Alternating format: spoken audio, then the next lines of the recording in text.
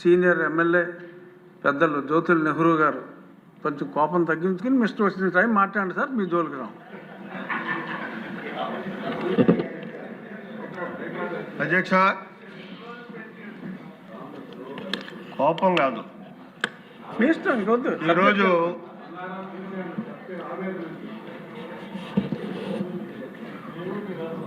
ఈ చర్చలో మాట్లాడడం అన్నది ఒక బాధాతత్వ హృదయంతో మాట్లాడాల్సినటువంటి పరిస్థితి రావడం చాలా శోచనీయం. ఎందుకంటే హిందూ సమాజంలో హిందువుల యొక్క మనోభావాన్ని దెబ్బతీసేటటువంటి విధంగా గత పాలకులు వ్యవహరించినటువంటి తీరు చూస్తే ఇక్కడ ఒక లడ్డూతోటే ప్రారంభం కాలేదు అధ్యక్ష. వాళ్ళ పాలన మొదలుపెట్టిన దగ్గర నుంచి విధ్వంసంతో మొదలై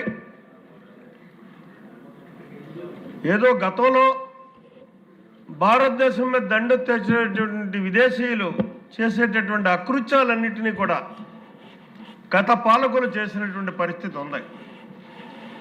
ఎందుకంటే ఎక్కడ ఏ హిందూ గుడి ఉంటే ఆ గుడిలో ఏదో ఒక అపచారం చేసినటువంటి పరిస్థితి.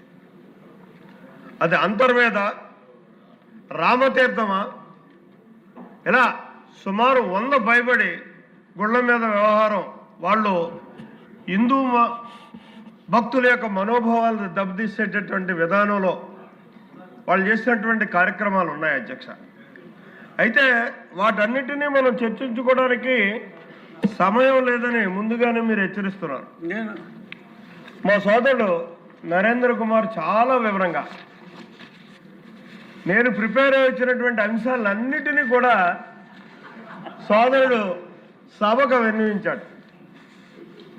కాబట్టి ఇక్కడ మళ్ళీ తిరిగి వాటిని తీసుకురాదలుచుకోలే. ఎందుకంటే నేను ప్రస్తుతం ఆ భగవంతుడు నాకు ఇచ్చినటువంటి అవకాశం చంద్రబాబు నాయుడు గారి వల్ల కలిగింది. టీటీడీ బోర్డులో ఒక సభ్యుడిగా ఉంటూ అక్కడ ఆ దేవుని యొక్క సేవలు చేసుకునే అదృష్టం కలిగింది అధ్యక్ష. అందులో ప్రధానంగా అతి కీలకమైనటువంటి ఈనాడు ఏదైతే చర్చ జరుగుతున్నటువంటి విషయం ఉందో దీనికి కూడా ఒక చిన్న బాధ్యుడే.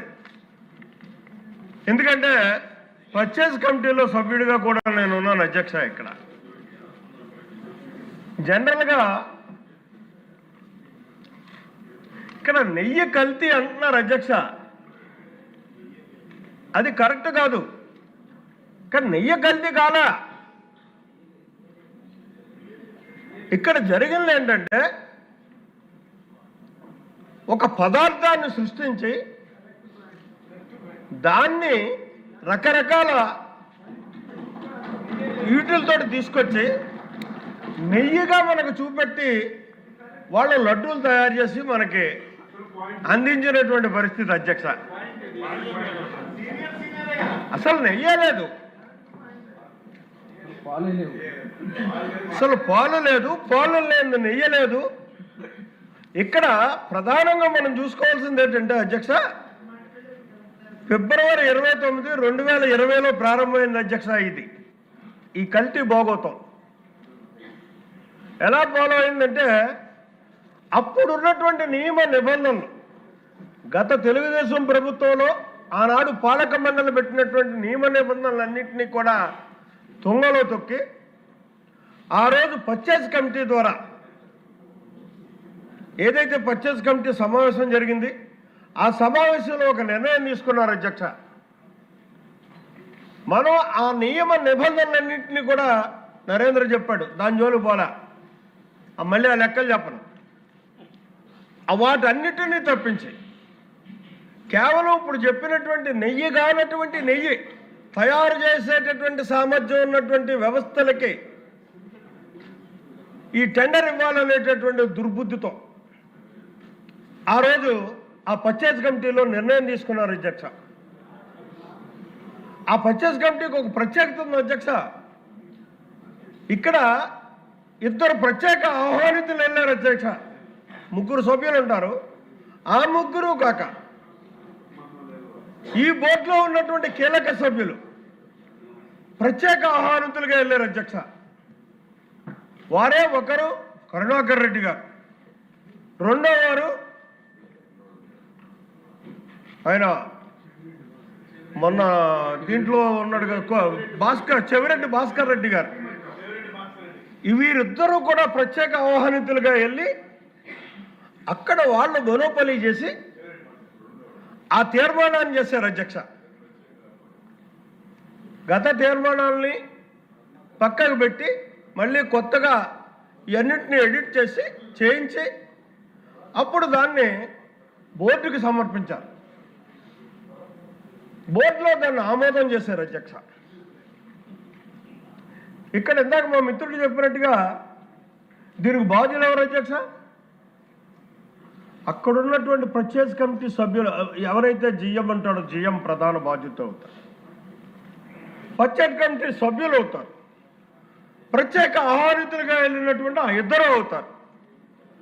తదుపరి బోర్డుకు వచ్చిన తర్వాత బోర్డులో దీన్ని కులంకుశంగా చర్చించి తీసుకుంటున్న నిర్ణయానికి చైర్మన్, అక్కడ ఉన్నటువంటి బోర్డు సభ్యులు, ఎక్స్ అఫీషియో సభ్యులు కూడా అవుతారు అధ్యక్ష. ఇక్కడ మంత్రి గారు ఇందాక చెప్పినటువంటిది దీంట్లో చూసుకున్నట్టయితే వారు సిట్టు ఇచ్చినటువంటి రిపోర్టును చదివారు అధ్యక్ష.